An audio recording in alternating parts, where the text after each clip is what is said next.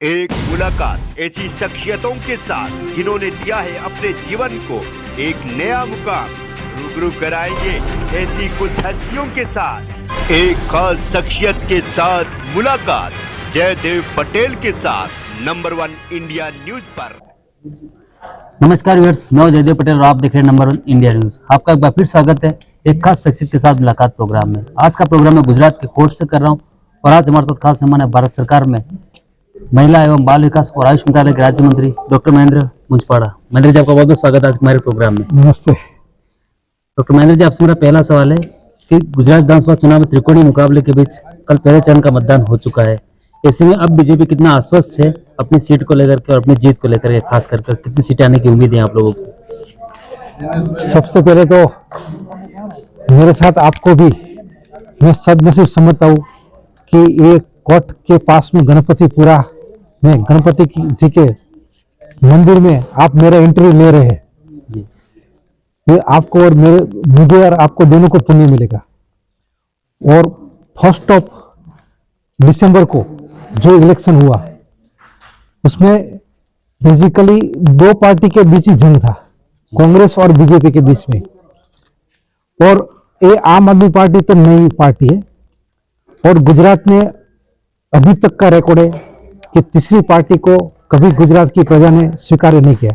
और आम आदमी पार्टी जो कुछ मुफ्त की रेवड़ी बांटने में जो माहिर है, लेकिन ये गुजरात की प्रजा ऑलवेज देने में माहिर है। हम डोनेट करें, आप मेरे सुनने के डिस्ट्रिक्ट में आओगे तो आपको शिवसा, एमपी सा ऐसे काफी ट्रस्ट हैं, लोग एजुकेशनल इंस्टीट्यूट, हॉस्पिटल इंस्टीट्यूट ऐसे हम सब देने आते हैं। तो ये बेसिकली दो पार्टी के बीच में मुकाबला है। और पहले चरण का जो वोटिंग हुआ उसमें गुजरात में बीजेपी को आपको अकल्पनीय सीट मिलेगी, मैं आपको इसका भरोसा देता हूं। डॉक्टर महेंद्र जी, विपक्ष पार्टी एक आरोप लगा रही है कि गुजरात में सरकार ने, बीजेपी ने शासन में कुछ काम नहीं किया, इसीलिए इनको गुजरात सरकार के डेवलपमेंट में नहीं बल्कि नरेंद्र मोदी जी की चेहरे पर उनको चुनाव लड़ने की जरूरत पड़ रही है इस बार। देखो, विपक्ष पार्टी है, उसका काम यही कि चाहे कितना भी अच्छा काम हम करें उसको अपोज करना। आपको मैं सिंपल सा मोदी जी के 20 साल के शासन का मैं आपको ब्यौरा दूं तो 8 साल केंद्र सरकार में, 8 साल से ज्यादा हो गए, और बाकी का हमारे गुजरात सरकार में, गुजरात गवर्नमेंट में as a chief minister Modi ji रहे थे।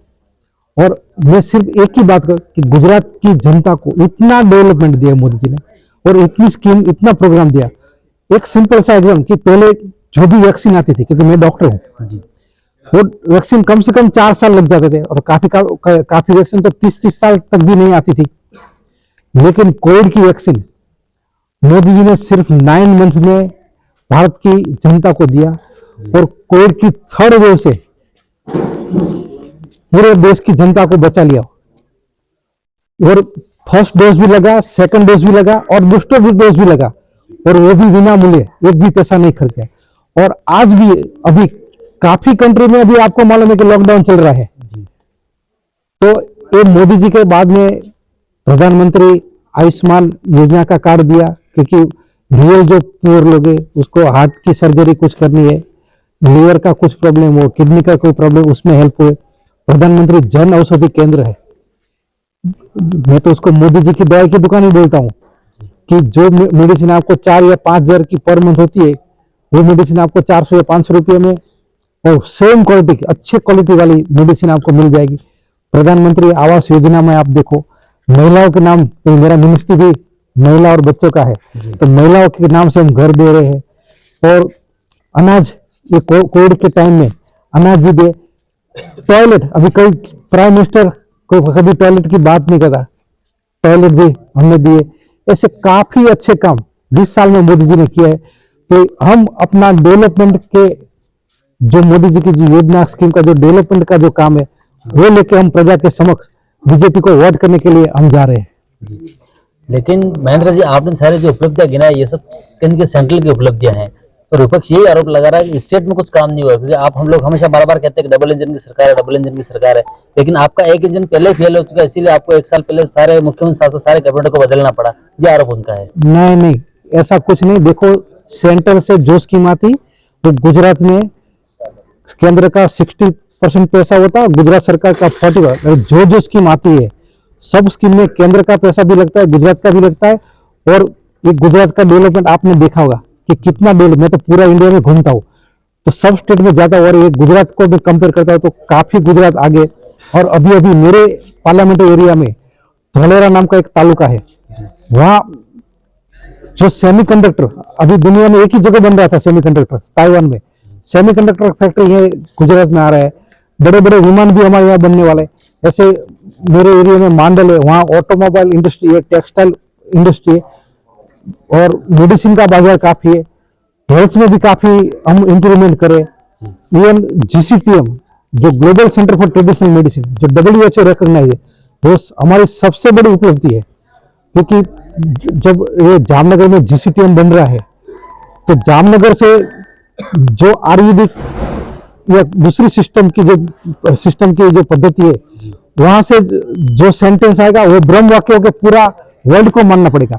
जैसे GCTM बना, ऐसे global investment and innovation summit हमने अभी गांधीनगर में किया, तो उसमें भी 9,000 करोड़ रुपीस की हमने MOU किया। ऐसे तो आपको मैं उपलब्धियां बताऊं तो इतनी उपलब्धियां। और इंटरनेशनल डे ऑफ योगा देखो जी, अभी पूरा वर्ल्ड योगा के पीछे लग गया है। ऐसे ही कोविड के 4,643 बच्चे थे, जो दोनों पेरेंट्स उसको एक्सपर्ट हुए, वो सब बच्चे मोदी जी ने गोद ले लिए। और बच्चों को सिर्फ गोद नहीं लिया, उसको जो पेरेंट्स है, दूसरा जो पेरेंट उसको रख रखाव करे, उसको हर बच्चे के प्रति बच्चे हम 4,000 रुपीज हर मंथ देंगे। प्लस वो बच्चों का एजुकेशन, चाहे बच्चे को प्राइवेट स्कूल में जाना है, गवर्नमेंट स्कूल में जाना है या केंद्रीय जाना, उसका खर्च भी हम उठा रहे। वो बच्चे का आयुष्मान कार्ड में दिए, अगर कोई बड़ी बीमारी आ जाती है तो बच्चे को आयुष्मान कार्ड भी हमने दिए।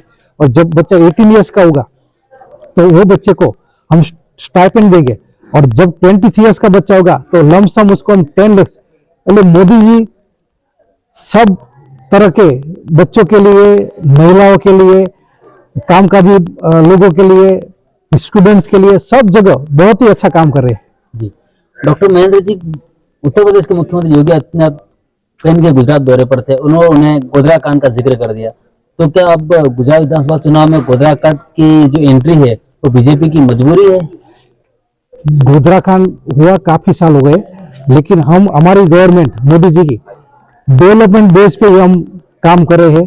गोधरा कांड में निश्चित रूप से काफी लोगों को परेशानी हुई है, काफी फैमिली को भी परेशानी हुई है, लेकिन बेसिकली हमारा मोटो इलेक्शन जितना है डेवलपमेंट बेस पे है। जी।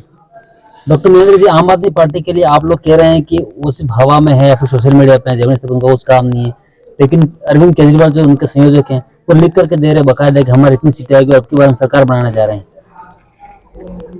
जिसकी सरकार आएगी नहीं वो लिखना क्यों मना करेगा? वो तो कुछ भी, आप बोलोगे कि यहाँ हवा महल खड़ा करता तो वो भी यहाँ भी मंदिर में भी हवा महल खड़ा कर देगा। उसकी गवर्नमेंट को बिल्कुल आने वाले नहीं। आप 8 दिसंबर को मुझे कॉल कर रहा, मैं आपको बता दूं उसको कितनी सीट आ रही है। जी। डॉक्टर महेंद्र जी, आपसे मेरा क्लोजिंग क्वेश्चन है कि 2 दिन पहले हमारा इंटरव्यू हुआ था गुजरात के पूर्व मुख्यमंत्री शंकर सिंह वाघेला जी का, तो उन्होंने एक आरोप लगाया कि बीजेपी और आम आदमी पार्टी दोनों RSS से निकली हुई और दोनों एक दूसरे के साथ जुड़ी हुई पार्टियां हैं। शंकर सिंह वाघेला हमारे बहुत रिस्पेक्टेबल है, मेरे से तो काफी उम्र में भी बड़े वो लोग हैं और वो खुद भी RSS ही आगे आए हैं। जी। डॉक्टर महेंद्र जी, आप नंबर 9 के समय निकाला, उसके लिए आपका बहुत बहुत धन्यवाद।